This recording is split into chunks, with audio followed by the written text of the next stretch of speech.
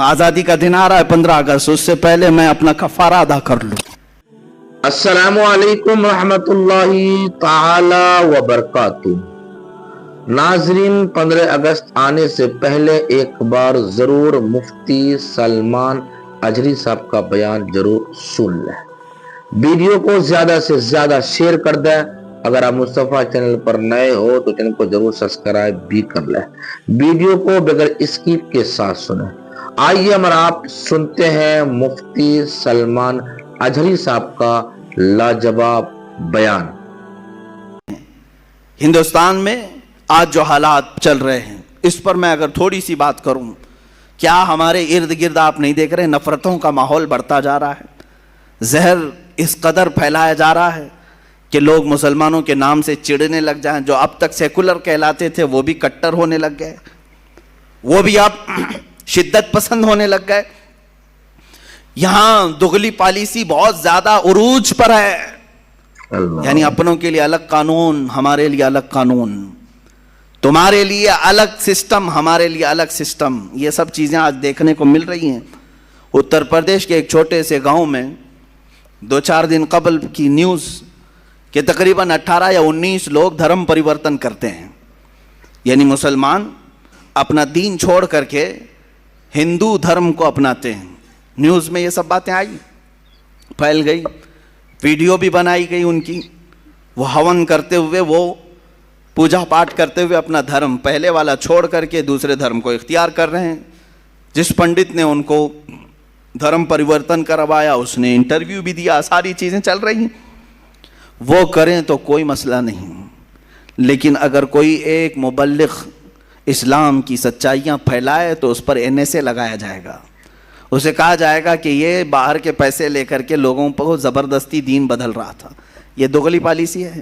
بہرحال مجھے بات یہاں جو عرض کرنی وہ یہ ہے، انہوں نے 18 لوگوں کو یا 19 لوگوں کو جو دھرم پریورتن کرایا، جیسے بھی ہوں، اسلام کسی کے جانے سے نہ رکتا ہے نہ مٹتا ہے۔ الحمدللہ اسلام کسی ہلکے پھلکے پودے کا نام نہیں ہے، یہ اس کی جڑیں تحت الثری میں، اس کی شاخیں اوج ثریا پر ہیں، پوری کائنات مل کر کے اسلام کو ہلا نہیں سکے گی۔ یہ الحمدللہ میرا کیا، یہ رب ذوالجلال کا چیلنج ہے، اللہ رب العزت کا یہ دستور ہے، اس کا کچھ نہیں ہونے والا ہے۔ جو آ رہے ہیں ٹھیک ہے، تمہاری نجات ہے، جو جا رہے ہیں تمہارے لیے جہنم ہے۔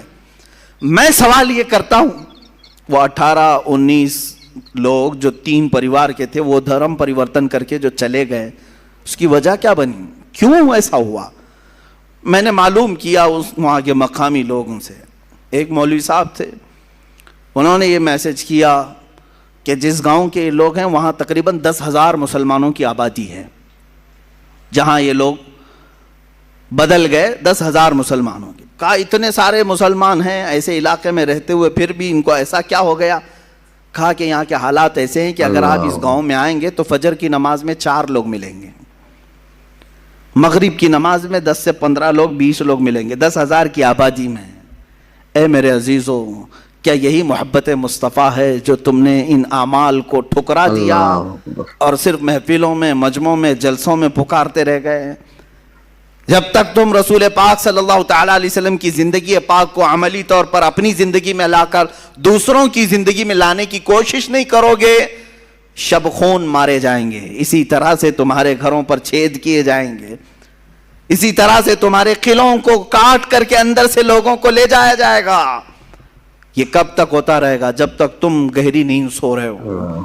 میری دعوت صرف اتنی ہے کہ رسول پاک صلی اللہ تعالیٰ علیہ وسلم کل بروز قیامت اگر پوچھیں تم سے، تو میرا امتی ہے، تو میرا چاہنے والا ہے، تو مجھ سے محبت کرتا ہے، بتا میری محبت کتنوں کے سینے میں تو نے ڈالی؟ ہوتا تو یہی ہے، ہر شخص اپنے محبوب کا تذکرہ کھل کر کے کرتا ہے۔ آپ جہاں بیٹھتے ہیں اپنے محبت کرنے والوں کے تذکرے کرتے رہتے ہیں، دوسروں کو بھی منواتے رہتے ہیں۔ ارے یہاں حالات تو ایسے ہیں کہ تمہارے پیر کو میں نہ مانوں تو مجھے باہر کرتے ہو، میرے پیر کو تم نہ مانو ہمارے ادھر کے لوگ باہر کرتے ہیں۔ ہم پیروں کے لیے تو اتنی بات رکھتے ہیں، اور حضور پاک کے لیے کیوں نہیں؟ رسول محترم صلی اللہ تعالیٰ علیہ وسلم کے لیے یہ احساس کیوں نہیں ہے کہ میں اپنے نبی کونین صلی اللہ علیہ وسلم سے بے پناہ محبت کرتا ہوں، تو سیکنڈری میرے اوپر ذمہ داری یہی آتی ہے کہ میں دوسروں کو بھی اس طرح محبت میں تڑپتا ہوا دیکھوں، ان کے سینوں میں بھی محبت مصطفیٰ کو دیکھوں۔ اس تبلیغ کو جب چھوڑ دیا تب یہ حالات ایسے آ گئے ہیں۔ شاعر نے سچ کہا ہے، دیوار کیا گری میرے خستہ مکان کی، لوگوں نے آنے جانے کا راستہ بنا لیا۔ ہوتا ایسے ہی ہے، گھر پرانا اگر گر گیا نا تو کیا کرتے ہیں لوگ، ادھر سے ادھر جانے کا اس کو راستہ بنا لیتے۔ گھر جب تک سلامت ہے کوئی گھر کے دروازے سے نہیں گھستا، گرا ہے گھر تبھی لوگوں نے راستہ بنایا ہے۔ آج حالات تمہارے خستہ ہیں اور گر گئے ہیں، اس لیے ہر کوئی تمہارے اوپر سے گزرنے کی کوشش کر رہا ہے۔ کبھی ہم نے سنا نہیں کہ موب لنچنگ کسی عیسائی کی ہوتی ہے، صرف تمہاری، تمہیں پکڑ کر کے مارا پیٹا جاتا ہے۔ ارے میاں عیسائی بھی تو رام رام نہیں بولتے ہیں، وہ ان کا اپنا عقیدہ ہے، یہودی بھی نہیں بولتے، لیکن مجال ہے ان لوگوں نے کبھی کسی کی موب لنچنگ کی ہو؟ صرف اور صرف مظلوم مسلمان نظر آتے ہیں، مظلوم مسلمان ہیں جن کو ان کے دین پر، ان کی داڑھی کے نام پر ٹارچر کیا جائے، ان کی ٹوپی کے نام پہ ٹارچر کیا جائے۔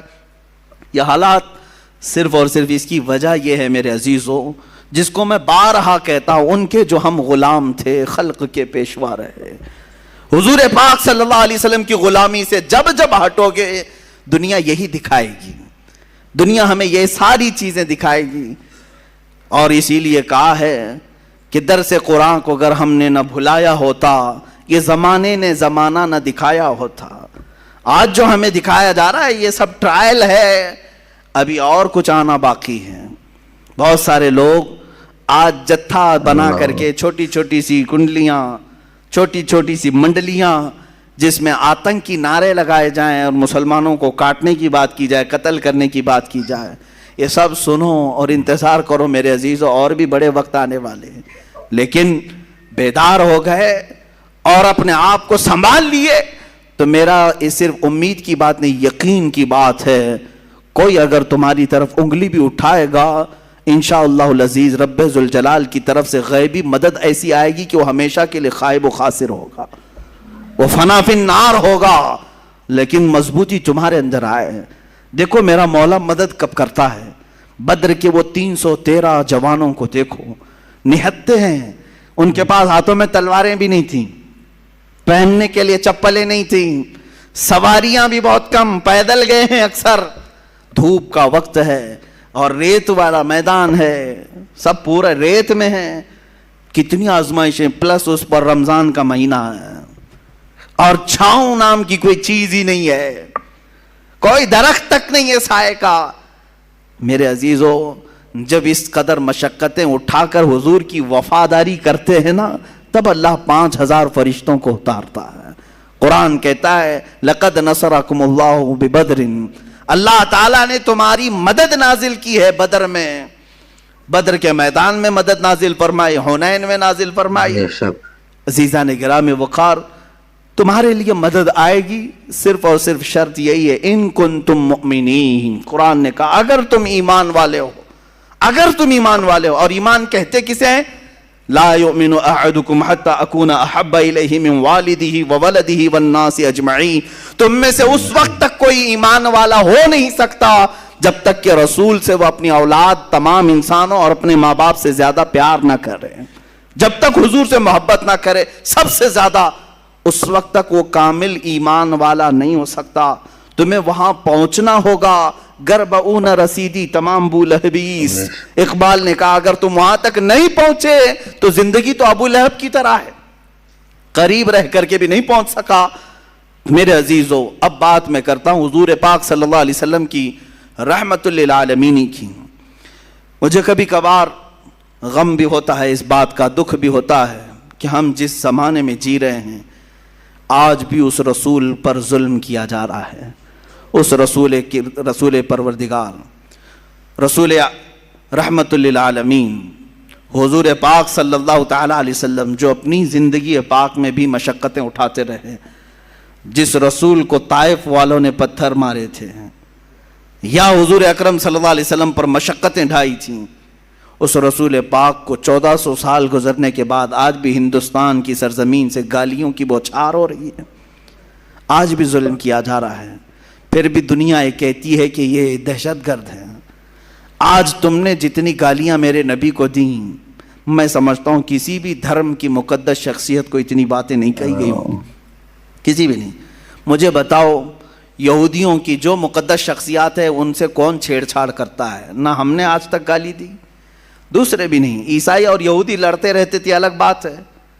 عیسائی جن کو مقدس مانتے ہیں ان کو کون گالیاں دیتا ہے؟ پلس ہندو جن کو مقدس مانتے ہیں، ہم کہاں انہیں گالیاں دیتے ہیں؟